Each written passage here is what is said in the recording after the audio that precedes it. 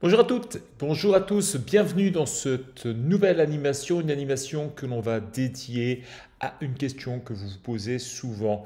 Quel est le montant du chiffre d'affaires que je dois réaliser pour pouvoir gagner 3 500 euros? C'est un exemple que l'on prend aujourd'hui. Vous allez voir en fait que c'est une méthodologie que je vais vous décrire pour vous permettre en fait de calculer votre propre rémunération et votre propre chiffre d'affaires que vous devez réaliser. Alors, on va choisir comme sommaire quelque chose de relativement simple. Comment calculer vos charges? Comment calculer votre salaire? Comment calculer votre prix de vente? Et on prendra un exemple pour arriver à 3 500 euros net. Pour ceux et celles qui ne me connaissent pas, je m'appelle Patrick, je suis expert comptable, je suis le cofondateur de Dux et c'est moi qui vais avoir le plaisir de pouvoir vous parler de tout cela. Mais avant de commencer, avant de se lancer vraiment à fond, on va prendre un petit peu de vocabulaire technique, un peu de jargon comptable si vous voulez. Pour faire ultra simple, on distingue la dépense de la charge, de l'immobilisation, de l'amortissement. Alors la dépense, c'est pas du jargon comptable à proprement parler, mais vous voyez ce que je veux dire quand on dépense de l'argent, eh bien c'est quelque chose sur lequel on va verser une somme. Par exemple, j'achète un ordinateur, je fais une dépense. J'achète une cartouche d'encre, je dépense l'argent. Mais on va s'apercevoir qu'il n'y a pas que des dépenses qui peuvent diminuer le résultat. Par exemple, vous avez un salarié et à la fin de l'année comptable, vous ne lui avez pas versé ses congés payés parce que tout simplement, il les prend au fur et à mesure.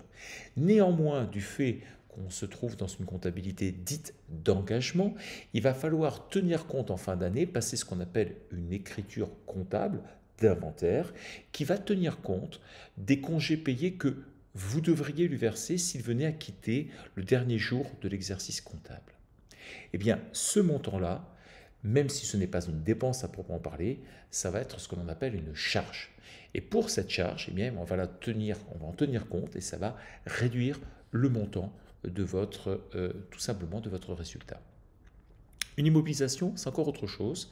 C'est un gros investissement qu'on fait. On fera un exemple. Et puis l'amortissement, c'est le pendant de l'immobilisation. Alors justement, là, je vous ai entouré ici tout le système, c'est-à-dire que j'ai mis en cerclé orange, enfin jaune, excusez-moi, tout ce qui était lié aux immobilisations. Par exemple, là, on suppose que c'est un smartphone qui a une certaine valeur. On suppose ici que c'est un ordinateur qui vaut nécessairement plus de 500 euros. Et ce qui n'est pas entouré, c'est-à-dire les crayons de papier, les papiers, le café aussi, la souris, eh bien, ce sont des charges. Alors, qu'est-ce qui fait la différence entre une IMO et une charge? Alors, on pourrait dire que ça fait 500 euros. Hein, c'est-à-dire qu'il est convenu, si vous voulez, qu'à partir du moment où vous avez une dépense dans votre propre métier, par exemple, vous prenez un sous-traitant qui vous coûte 1000 euros, c'est une charge. Par contre, les outils, les machines, tout ce que vous allez pouvoir acheter et qui va avoir une durée de vie supérieure à un an et dont le prix va être supérieur à 500 euros hors taxe, peut être ce qu'on appelle une immobilisation. Alors vous allez me dire, c'est quoi la différence entre une charge et une immobilisation? Alors, d'un point de vue économique, je vous ai expliqué que la charge, elle se consomme lors de sa première utilisation, alors que l'immobilisation va durer un certain temps. Un ordinateur, par exemple, va vous durer un certain temps, alors qu'un crayon Bic, lui, a une durée très courte de vie. Au-delà de cet aspect purement technique et ces caractéristiques techniques, il y a aussi des caractéristiques fiscales. C'est-à-dire que vous imaginez bien que si par exemple une voiture n'était pas une immobilisation et une charge, il suffirait d'acheter la voiture juste avant le bilan pour casser le résultat. Et donc ça, l'administration fiscale n'en veut pas. Et ce qu'elle dit, c'est que tout ce qui est supérieur à 500 euros doit être pris comme une immobilisation et ça n'aura aucun impact direct sur le résultat, ça aura un impact sur le résultat à travers une durée de vie qu'on va constater à travers ce qu'on appelle des dotations aux amortissements. Alors justement, comment se calculent ces amortissements? Alors on pourrait passer des heures, je pourrais vous expliquer ce que c'est un amortissement dégressif, un amortissement linéaire. J'ai voulu simplifier à outrance et j'ai pris cet ordinateur et je l'ai divisé en trois. On suppose qu'on est au 1er janvier 2023 par exemple. Eh bien, au 1er janvier 2023, sur toute l'année 2023, on aura 1000 euros si le prix du bien vaut 3000. La deuxième année, on sera à 1000 euros encore, et la troisième année, 1000. Donc vous voyez en fait que l'impact direct sur le compte des résultats est relativement faible parce que tout simplement l'État ne veut pas que vous puissiez effectivement avoir un impact sur le résultat en fin d'année. J'en veux pour preuve, on imagine, pour vérifier l'impact, je prends un système où on a déjà un résultat qui est égal tout simplement à 5 000 euros bruts. Ces 5 000 euros bruts, c'est le résultat. Et puis, juste, on va dire le 1er décembre, vous achetez une prestation, ça c'est la deuxième colonne, vous achetez une prestation de 1000 euros d'un prestataire de service ou par exemple, je ne sais pas moi, qui vous vend une norme RGPD ou qui fait un audit de votre site web. Ça vous coûte 1000 euros. Eh bien, comme c'est une charge, parce que vous l'avez consommée sur le champ, cette charge, eh bien, ça va avoir un impact immédiat. Et au 31 décembre 2023, par exemple, si c'était 2022, excusez-moi, eh bien, du coup, votre résultat qui était à 5000, il va baisser de 1000 et ça fera 4000. Ça, c'est la première hypothèse. Deuxième hypothèse, on suppose maintenant que vous avez toujours un résultat provisoire à 5000 euros, mais vous achetez une immobilisation de 1000 euros. D'accord? Et vous l'achetez le 1er décembre. Et bien là, on va tenir compte. On va diviser par exemple par 3 ans ou 5 ans, tout dépend quel est le matériel, et on va faire un prorata d'1/12 puisqu'on a une consommation que sur un mois. Moralité, ce que vous avez acheté pour 1000 euros, eh bien, va réduire le montant du résultat pour 80 euros. Donc l'idée de dire vite, je me dépêche pour investir parce que j'arrête bientôt mon résultat, eh bien vous apercevez que ça n'a strictement aucune incidence. On a mis le vocabulaire de côté, on va rentrer maintenant dans le détail. Première question, comment est-ce qu'on calcule vos charges? Comment vos charges sont-elles calculées? Eh bien, il y a des dépenses que vous allez avoir. Alors, par exemple, vous allez avoir des achats de petits matériels, par exemple, je sais pas moi, des souris, des cartouches d'encre, comme je pouvais dire tout à l'heure, des cahiers, tout ce que vous voulez, d'accord? Vous allez avoir des fournitures administratives. Vous allez avoir, si vous hébergez votre société chez vous, un loyer par exemple, l'EDF, l'eau, l'électricité, ou si vous vous trouvez à l'extérieur d'ailleurs. Vous allez aussi avoir des abonnements, téléphone, internet, électricité. Vous allez avoir également, si vous louez des voitures, notamment à LLD ou en LOA, l'assurance, l'essence, ou tout simplement si vous avez fait le choix de ne pas avoir justement de véhicule à louer, mais prendre le vôtre, eh bien dans ces cas-là, eh bien vous prendrez des tickets kilométriques. Vous pouvez avoir aussi les tickets restaurants, les frais de déplacement, les honoraires, la publicité, le référencement, les frais bancaires.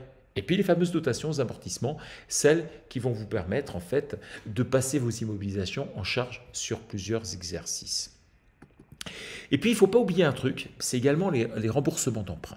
Parce qu'en fait, là, je vous ai fabriqué, on va dire, le premier socle de charges. Vous savez, ce qu'on appelle parfois de temps en temps les charges fixes, c'est-à-dire un truc, une sorte de pavé compact.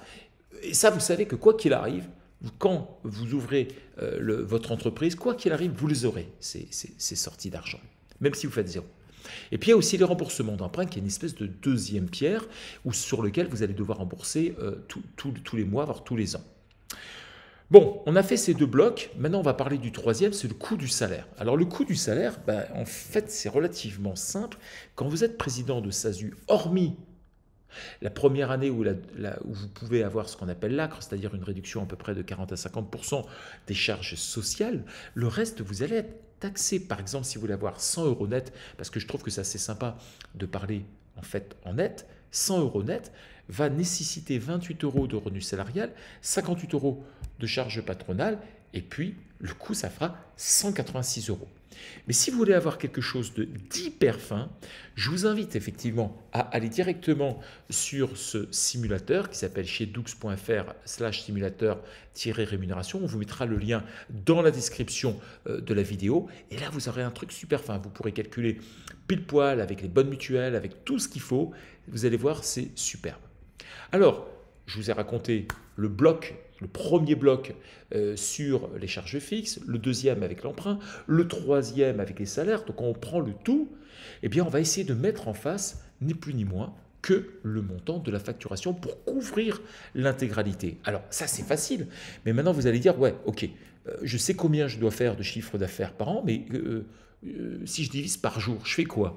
Alors je rappelle qu'une année ça fait 365 jours, ça tout le monde le sait, que vous allez avoir des temps de repos, des congés, des jours fériés, des week-ends, malheureusement des jours de maladie qu'il faut aussi un petit peu prévoir, et puis si ce n'est pas vous d'ailleurs, peut-être vos enfants, et donc du coup vous allez avoir aussi du temps de travail, heureusement, mais le temps de travail, ce n'est pas du temps qu'on facture intégralement, parce que dedans, on a le commercial, on a les relations que l'on peut avoir avec des prescripteurs, des prospects, tout ce que vous voulez, et puis on va avoir la formation, l'information, vous allez avoir du rangement de vos documents, faire 2-3 trucs. Et une fois que vous avez enlevé ces temps de repos, une fois que vous avez enlevé ce temps de travail, on va dire non productif, non facturable, eh bien il vous reste le temps facturable. Bah, grosso modo, il va vous rester 200 jours à peu près en tout et pour tout. Moralité de l'histoire, lorsqu'on regarde tout cela, eh bien on va se retrouver avec des dépenses, des salaires qui vont être divisés par le nombre de jours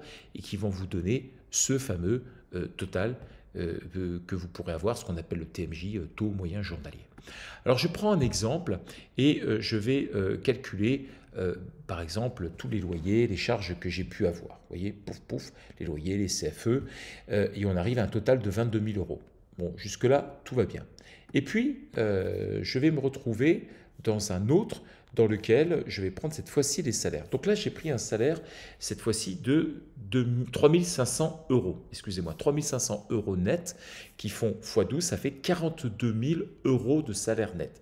Quand j'ai ces 42 000 euros de salaire net, j'ai utilisé mon simulateur, ça vous fait 33 000 à peu près de charges sociales, revenus salariales, charges patronales. Donc, vous avez bien compris, les 42 000, c'est ce que vous mettez dans la poche. N'oubliez pas que vous aurez quand même l'impôt sur le revenu à payer, mais c'est ce que vous aurez. Et les 33 000, eh bien, c'est tout simplement le montant des charges sociales qu'il faudra sortir tous les mois ou tous les trimestres. Tout ça pour dire quoi? C'est qu'à la fin, le total des salaires chargés, cette fois-ci, c'est-à-dire salaire net plus charges sociales, ça fait 75 000. Et quand je prends mes charges de l'année, que je rajoute les salaires chargés, ça me fait 97 000 euros. 97 000 euros, eh bien si je suppose, c'est une supposition bien évidemment, que j'ai 180 jours travaillés, ça va me faire un taux journalier qui va être supérieur à 500 euros. Alors j'ai fait un graphique et ce graphique je voulais vous le faire voir et ça montre quoi? Eh bien ça montre que le prix de vente par jour va évoluer bien évidemment en fonction du nombre de jours que vous allez travailler. Si vous arrivez à facturer 150 jours, pas plus, eh bien, il faudra que votre prix de vente soit à 647 euros. Je ne suis pas en train de prétendre que vous trouverez acquéreur, je vous dis juste quel prix vous devriez vendre dans ces cas-là.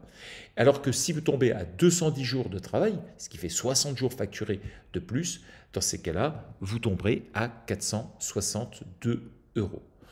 Voilà ce que je voulais vous dire. Et n'hésitez pas en tous les cas à aller voir directement en bas dans la description le moyen pour pouvoir simuler vos bulletins de salaire. D'ici là, je vous souhaite une excellente fin de journée. Je vous dis à très vite chez Doux. N'hésitez pas à vous inscrire à nos webinaires et aller voir notre chaîne YouTube et aller sur la formation aussi de Doux. À très vite. Au revoir.